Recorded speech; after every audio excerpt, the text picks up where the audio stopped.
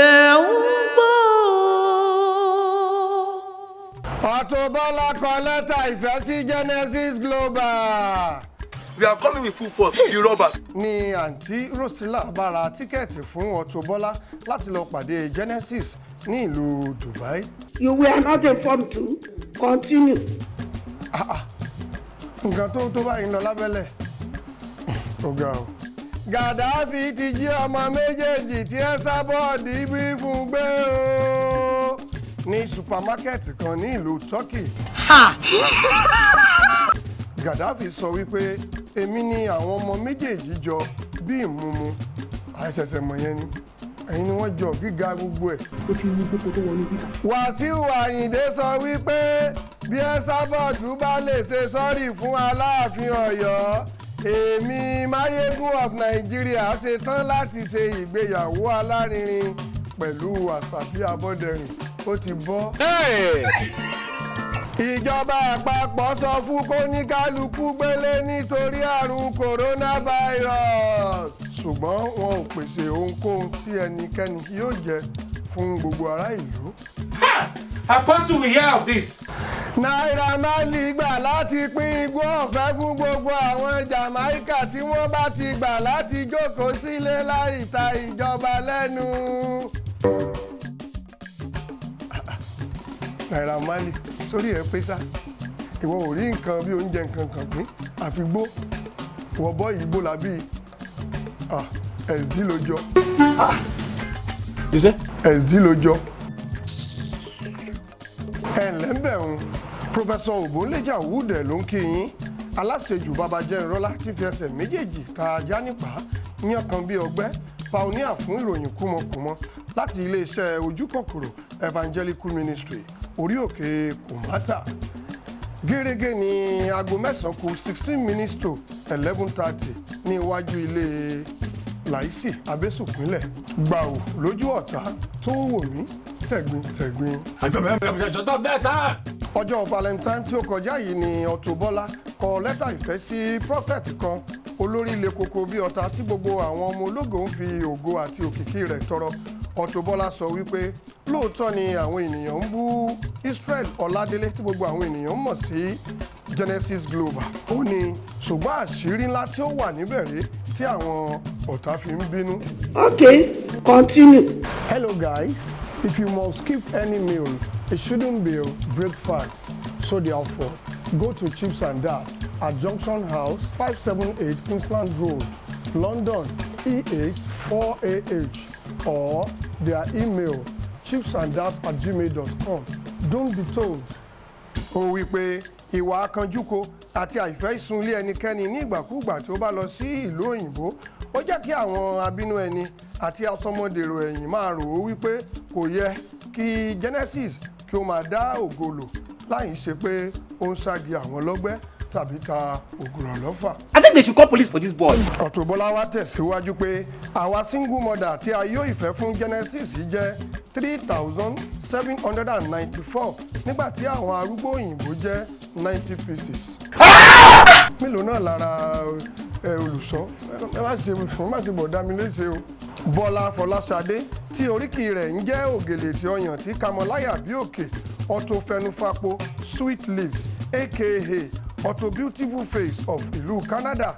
Auto Bola ó wí pé àwa méje ni ìfẹ́ Genesis yà ní wèrè lórí Facebook orúkọ àwa méjèèjì rèé o ẹ ṣé bí ẹ ti ṣe ń surprise bíi pé ọ̀rọ̀ yín ni Aláròyé ń sọ nínú ìròyìn kúmọkùmọ. Number 1 èmi ọyàn tó ń sọ̀rọ̀ Auto Bola. Number 2 Esabod Adumaradan Ajediran aka Evangelist Fopomoyo.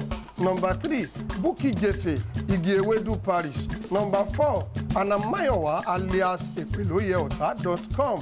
Number 5 PMP Kòsakọ Kòsabo Madam Ayọ̀mẹyẹ àti Madam Àgbàtidé ẹni ọ̀wọ̀ màmá oníkásẹ̀tì tí ó jẹ́ ìyá gbogbo wọn. Mo ti fura sí wọn, mo ti sọ wọn, mo sì ti mọ̀ wọ́n dáadáa, ìwọ ni mo bá wí. Madam Auto Bola sọ fún àwọn oníròyìn kúmọkùmọ pé láti ọjọ́ tí òun ti fi ojú kan Genesis ni òun kò ti yan àlè mọ́ tàbí gbé kọ́ọ̀lù ọkùnrin kọ́kùnrin kankan yàtọ̀ sí Anthony Joshua tí ó ń fi straw fa omi inú àgbọn òun kì í sì ṣe ìgbà gbogbo. ẹ gbọ́ orin tí Auto Bola kọ lákòókò tí ó ń bá àwọn aṣẹ́wó ẹgbẹ́ rẹ̀ sọ̀rọ̀ ní ìlú Côte d'Ivoire. ó ní láti ìgbà tí n ti àlè mọ́ mo nípo lọ́rùn mo tún kí sí gẹ̀ẹ́sì àlè mi dẹ̀ takú òun lòun dẹ̀ ti dètè mo ní kí ni rísì ó ní sẹ́mi ò mọ̀ pé èmi lálẹ́ tó lẹ́nu bẹ̀ jọkọ ìyàwó lọ.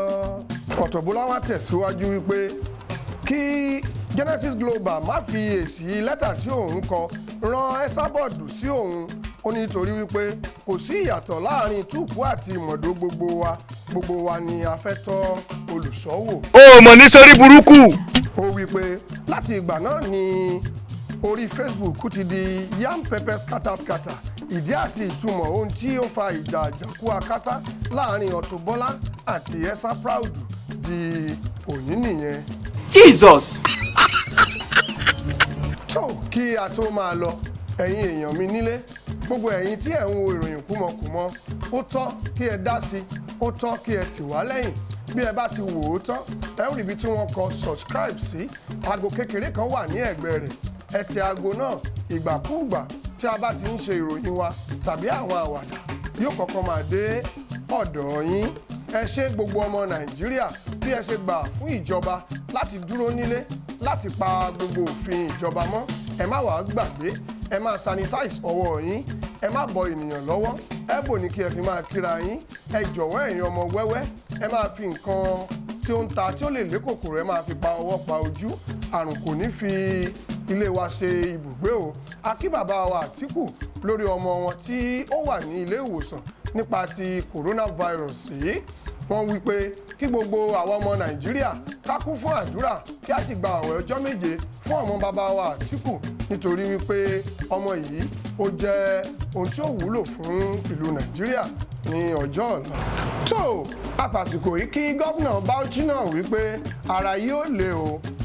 ṣé ẹ gbàgbé Lord Taylor wọ́n ń bá ní gbé ẹrù láti ìlú London wá sí Nàìjíríà bí ẹ bá fẹ́ ṣe pàṣípààrọ̀ owó ìyún money transfer wọ́n bá yín fi sí orí àkáǹtì yín ní ibikíbi tí ẹ bá fẹ́ àwọn ni wọ́n ń pè ní Lord Taylor aka Mr Fian ibi tí ẹ bá rán owó yín lówó yín yóò lọ àbí ẹ fẹ́ dé sí ìlú London láti wá bímọ ẹ fẹ́ ṣe ìpàdé àbí ẹ wá fún nǹkan kan tí ó ṣe pàtàkì nínú iṣẹ́ yín tí ẹ ń wábi tí ẹ fẹ́ dé sí tí kì í ṣe hòtẹ́ẹ̀lì ó yá ẹ pè Lord Taylor wọ́n ní ilé olówó pọ́kú tó gba ìyàwó gba ọmọ gba ẹ̀yìn pàápàá tí ẹnìkankan kò ní dí yín lọ́wọ́ tí owó rẹ̀ kò sì wọ́n tó owó hòtẹ́ẹ̀lì àti pé ààbò tó péye ó wà níbẹ̀ ẹ google lordtaylor.com ẹ ó rí gbogbo àwọn àlàyé àti ohun tó rọ̀ mọ́ iléeṣẹ́ wọn níbẹ̀.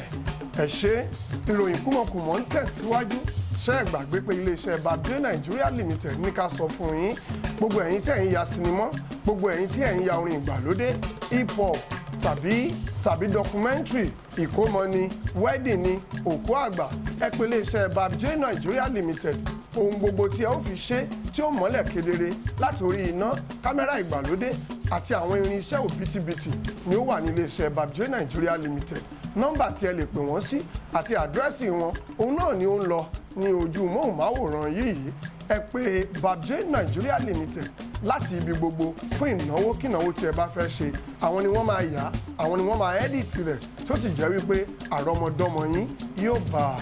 bàbá wa Evangelist Ọdúnbàkú ló kọ ìròyìn yìí fún wa nígbà tí Mother Esther aya Àjàyí tí wọ́n tú ní èdè Faransé sí èdè ìlú China.